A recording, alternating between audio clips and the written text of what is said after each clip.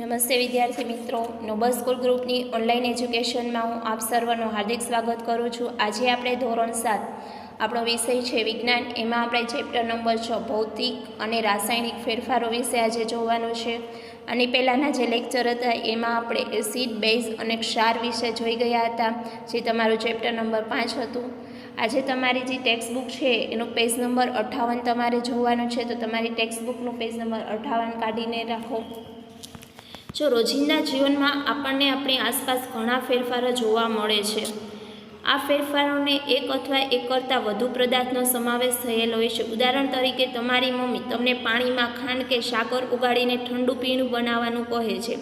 ખાંડનું દ્રાવણ બનાવવું એ ફેરફાર કહેવાય. તે જ રીતે દૂધમાંથી દહીં બનાવવાની ક્રિયા પણ ફેરફાર કહેવાય. કેટલીક વાર દૂધ ખાટું થઈ જાય છે. દૂધનું ખાટું થવું એ ફેરફાર છે. ખેંચેલું રબર બેન્ડ પણ ફેરફાર દર્શાવે છે. તમારી આસપાસ થતા 10 ફેરફારની યાદી બનાવી તમે જોયું હશે. એટલે કે આપણી આસપાસ ઘણી એવી બધી વસ્તુઓ હોય છે જેમાં આપણે શું કરીએ છીએ, ફેરફાર થતા હોય છે. ઘણા એવા ફેરફાર હોય છે જેને ઉલટાવી શકાય છે અને ઘણા એવા ફેરફાર છે જેને ઉલટાવી શકાતા નથી.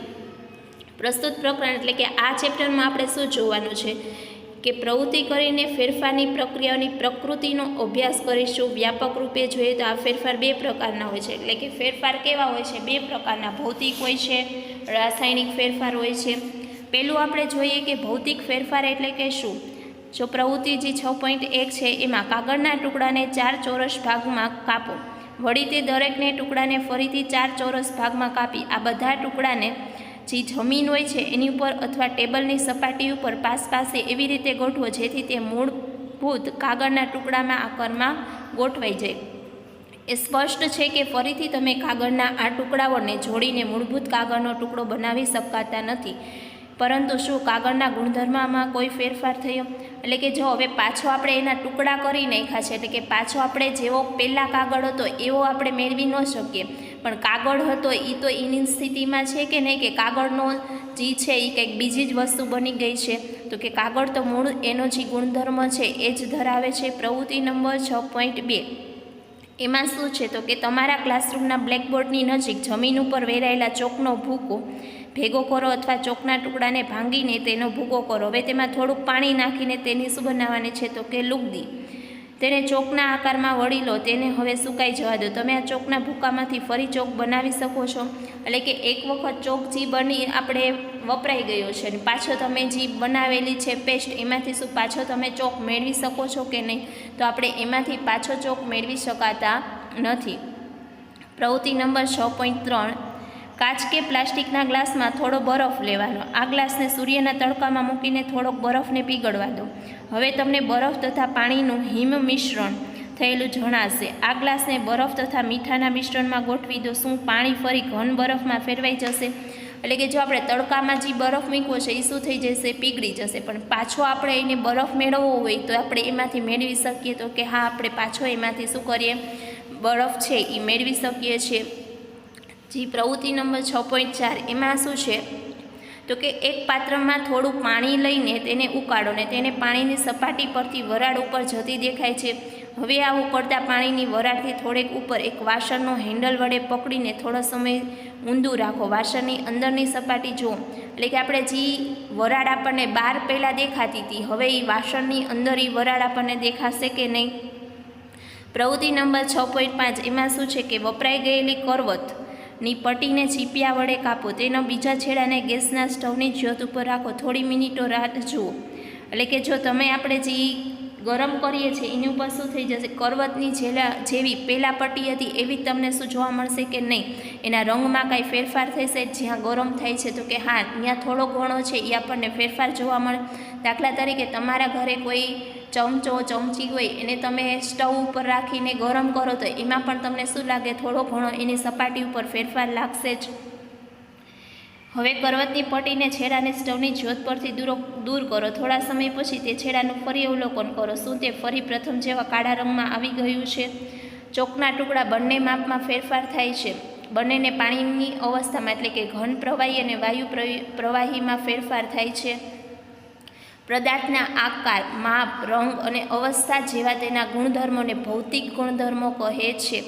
એવો ફેરફાર કે જેમાં પદાર્થના ભૌતિક ગુણધર્મમાં ફેરફાર થાય છે તેને ભૌતિક ફેરફાર કહે છે. ભૌતિક ફેરફારો સામાન્ય રીતે પ્રતિવર્તી હોય છે. આવા ફેરફારો નવા પદાર્થનું નિર્માણ થતું નથી. એટલે કે જેનો આકાર, માપ, રંગ અને અવસ્થા એના શું છે? ગુણધર્મો છે. તમને એમ કે ભૌતિકના ગુણધર્મો કયા છે તો તમે એમાં લખી શકો. પછી પદાર્થના ભૌતિક ગુણધર્મોને શું થાય છે? ફેરફાર થાય તો તેને ભૌતિક ફેરફાર. એટલે જો એક વખત આપણે કાગળનો ટુકડો છે એને વચ્ચેથી તમે કટ કરી નાખો પણ એ મૂળ સ્થિતિમાં તો હોય છે, પણ પાછું તમે જેવો પહેલાં કાગળ હતો એવી આકારમાં તમે મેળવી શકાતો નથી, તો એને શું કહેવામાં આવે છે? ભૌતિક ફેરફાર કહેવામાં આવે છે. હવે આપણે રાસાયણિક ફેરફારો જોઈએ. લોખંડને કાટ લાગવા જેવા ફેરફારથી તમે પરિચિત છો. લોખંડના ટુકડાને થોડા દિવસ સુધી ખુલ્લો મૂકી દેતા તેની સપાટી પર કથ્થઈ રંગનું સ્તર બની જાય છે. આ પદાર્થને શું કહેવામાં આવે છે? કાટ લાગવો કહેવામાં આવે છે. અને પ્રક્રિયાને કાટ લાગવાની પ્રક્રિયા કહેવામાં આવે છે. બગીચા અથવા ખેતરના લોખંડના દરવાજા, જો વરસાદની ઋતુ હોય પછી લાંબા સમય સુધી તમે એમનામ લોખંડની વસ્તુ પડી રહે તો એમાં શું લાગી જાય છે? કાટ લાગી જાય છે. તો આવા ફેરફારને આપણે શું કહી શકીએ? તો કે રાસાયણિક ફેરફાર કહી શકીએ છીએ. પ્રવૃત્તિ નંબર જે 6.6 છે એમાં શું જોવાનું છે કે મેગ્નેશિયમનો નાનો તાર કે પટ્ટી લો, તેના છેડાને કાચ પેપર વડે સાફ કરો. જો તમારી જે ટેક્સ્ટબુક છે એનો પેજ નંબર 60 છે એમાં તમને જો મેગ્નેશિયમની પટ્ટીનું બળવું એટલે કે મેગ્નેશિયમની પટ્ટીનું દહનની પ્રવૃત્તિ આખી દર્શાવવામાં આવેલી છે, તો કે એ શું કહેવામાં આવે છે? રાસાયણિક ફેરફાર છે. તેજસ્વી સફેદ પ્રકાશથી બળવા લાગે છે. જ્યારે તે સંપૂર્ણ બળી જાય છે ત્યારે તેમનો સફેદ પાવડર રાખ તરીકે મળે છે. એટલે કે જો મેગ્નેશિયમની પટ્ટીનું સંપૂર્ણ દહન થઈને તમને શું મળે છે? તો કે રાખ મળે છે. શું આ રાખ મેગ્નેશિયમ જેવી જ દેખાય છે? આ ફેરફારને નીચે મુજબના સમીકરણ, તમને એમ પૂછે કે મેગ્નેશિયમનું જે દહન થયું એનું સમીકરણ જણાવો તો મેગ્નેશિયમની સંજ્ઞા શું છે? તો કે Mg પ્લસ ઓક્સિજનની સંજ્ઞા O2. એ બે ભેગા થઈને શું મળે છે? જો એ દહનની પ્રક્રિયા કેમ થાય છે મેગ્નેશિયમની પટ્ટી? તો કે વાતાવરણમાંનો વાયુ જે ઓક્સિજન છે એની સાથે ભળે છે અને મેગ્નેશિયમ પ્લસ ઓક્સિજન બેયની રાસાયણિક પ્રક્રિયા કરીને આપણને ત્રીજી જ વસ્તુ શું મળે છે? તો કે મેગ્નેશિયમ ઓક્સાઇડ એટલે કે MgO તમને પ્રાપ્ત થાય છે. હવે આ રાખને થોડા પાણી સાથે ભેગી કરો, મિશ્રણ બરાબર હલાવો. આ મિશ્રણને ભૂરા અને લાલ લિટમસ પત્ર વડે શું કરવાનું છે? તપાસવાનું છે. જે આપણે એસિડ અને બેઝમાં કેવી રીતના તપાસીએ છીએ એવી જ રીતના શું આ મિશ્રણ ભૂરા લિટમસને લાલ બનાવે છે? શું આ મિશ્રણ લાલ લિટમસને ભૂરું બનાવે છે? મેગ્નેશિયમની રાખને પાણીમાં ઓગળતા તે નવો પદાર્થ બને છે. આ ફેરફારને નીચે મુજબના રાસાયણિક સમીકરણ એટલે કે તમે પાણીમાં જોઈ મેગ્નેશિયમને રાખને નાખો તો ત્રીજો જ તમને નવું જ એક તમારી સામે શું આવે છે? રાસાયણિક ફેરફાર આવી જાય છે અને ત્રીજો નવો જ પદાર્થ બને છે. તો કે એ પદાર્થ કયો છે? તો કે મેગ્નેશિયમ ઓક્સાઇડ એટલે કે MgO પ્લસ પાણીનું અણુસૂત્ર શું છે? તો કે H2O.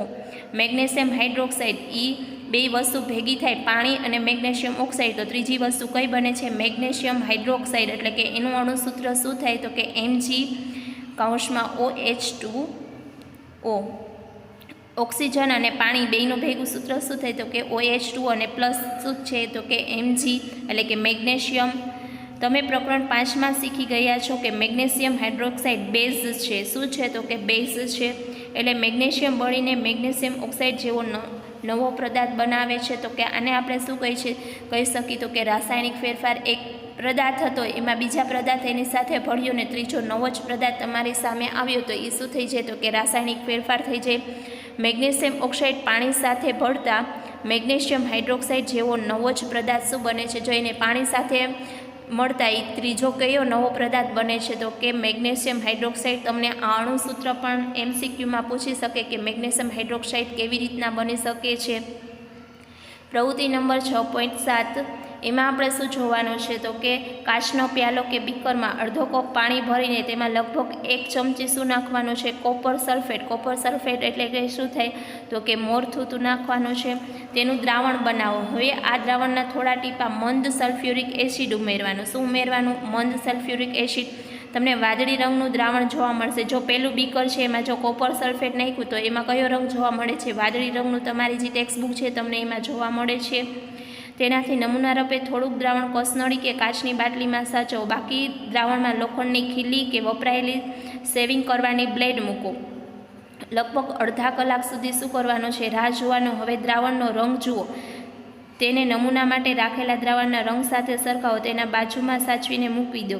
જો તમે જ્યારે એ અંદર નાખો છો, લોખંડની જે ખીલી અથવા જે બ્લેડ છે એને અંદર નાખો છો, તો એમાં કોઈ ફેરફાર થાય છે કે નહીં? જો તમને દ્રાવણમાં રંગમાં કોઈ ફેરફાર દેખાયો, ડૂબાડેલી ખીલી અથવા બ્લેડને કાઢી લખો, શું તમે કોઈ પરિવર્તન દેખાયું? તમને જે પરિવર્તન જોવા મળ્યું તે કોપર સલ્ફેટ અને લોખંડની વચ્ચેની પ્રક્રિયા કરીને ત્રીજી નવું જે વસ્તુ મળે છે એ કહે છે તો કે આયર્ન સલ્ફેટ મળે છે. કોપર સલ્ફેટ પ્લસ લોખંડ વચ્ચે પ્રક્રિયા થઈને ત્રીજી કઈ વસ્તુ તમને મળે છે તો કે આયર્ન સલ્ફેટ મળે છે. આયર્ન એટલે કે શું થાય તો કે લોખંડ થશે. નવો પદાર્થ બનવાને કારણે છે. ખીલીની સપાટી પર જે કથ્થઈ રંગનો કણો જોવા મળે છે તે કોપરના છે, અને જે બીજો નવો પદાર્થ જોવા મળે છે આ પ્રક્રિયાને નીચે મુજબ લખી શકાય. જો એનો રાસાયણિક ફેરફાર કઈ રીતના છે તો કે કોપર સલ્ફેટનું દ્રાવણ પ્લસ લોખંડ એટલે કે શું કહેવાય? આયર્ન કહેવાય. આયર્ન સલ્ફેટનું દ્રાવણ, કોપર સલ્ફેટનું દ્રાવણ પ્લસ લોખંડ મળીને શું બનાવે છે તો કે આયર્ન સલ્ફેટનું દ્રાવણ, એટલે કે લીલા રંગનું જે તમને બીજું બીકર જોવા મળે છે એ પ્લસ શું છે તો કે કોપર, એટલે કે બીજું એમાં તમને શું જોવા મળે છે જે પદાર્થ જે છે ખીલી એમાં તો કે કોપર જોવા મળે છે. પ્રવૃત્તિ 6.8 ટેસ્ટ ટ્યુબમાં 1 ચમચી જેટલો વિનેગર લેવાનો, તેમાં 1 ચપટી બેકિંગ સોડા એટલે કે ખાવાનો સોડો ઉમેરવાનો છે, તેમને પરપોટા બનાવો. અવાજ સંભળાશે, સાથે સાથે વાયુના પરપોટા ઉપર આવતા દેખાશે. હવે આકૃતિ 6.5માં દર્શાવ્યા મુજબ આ વાયુને તાજા બનાવેલા ચૂનાના નીતરિયા પાણીમાંથી પસાર કરો. ચૂનાનું નીતર્યું પાણીને શું થાય છે? ટેસ્ટ ટ્યુબમાં થતો ફેરફાર નીચે મુજબ છે. જો વિનેગર પ્લસ બેકિંગ સોડા એટલે કે ખાવાનો સોડા નાખો, એનાથી ત્રીજી જ વસ્તુ શું બને છે તો કે કાર્બન ડાયોક્સાઇડ પ્લસ અન્ય પદાર્થ. વિનેગર છે એનું રાસાયણિક નામ શું છે તો કે એસિડિક એસિડ, અને બેકિંગ સોડાનું રાસાયણિક નામ શું છે તો કે સોડિયમ હાઇડ્રોજન કાર્બોનેટ. તમને એવું પૂછવામાં આવે કે બેકિંગ સોડાનું રાસાયણિક નામ જણાવો, તો તમે આ જણાવી શકો કે સોડિયમ હાઇડ્રોજન કાર્બોનેટ. જો તમે ઘણા જે આથો લાવવા માટે ઉપયોગમાં આવતો હોય એમાં આપણે ખાવાના સોડાને અથવા ઈનો તમે જોયો હશે, તો એની પાણીની અંદર તમે નાખો છો તો એની અંદર ઉપર પરપોટા તમને જોવા મળે છે કે નહીં? તો એ શું જોવા મળે છે? ત્રીજો તમને નવો પદાર્થ એમાંથી શું જોવા મળે છે? એટલે કે રાસાયણિક પ્રક્રિયા થઈ છે ને ત્રીજો નવો પદાર્થ તમને જોવા મળે છે. જો હવે carbon dioxide, vinegar plus baking soda એટલે ખાવાનું સોડા, અને ત્રીજો શું છે? ચૂનાનું પાણી. જે ચૂનાનો નીતરિયા પાણીમાંથી વાયુ શું થઈ છે? પસાર કરવાની ગોઠવણી તમે આપણે જોઈ. જો એનાથી શું થાય છે કે કાર્બન ડાયોક્સાઇડ તથા ચૂનાના નીતરિયા પાણી વચ્ચે થતી પ્રક્રિયા નીચે મુજબ છે. કાર્બન ડાયોક્સાઇડ એટલે કે CO2, કાર્બન ડાયોક્સાઇડનું અણુસૂત્ર શું થાય છે તો કે CO2 પ્લસ ચૂનાનું નીતર્યું પાણી એટલે કે શું થાય? CaOH2O. પછી કેલ્શિયમ કાર્બોનેટ પ્લસ પાણી.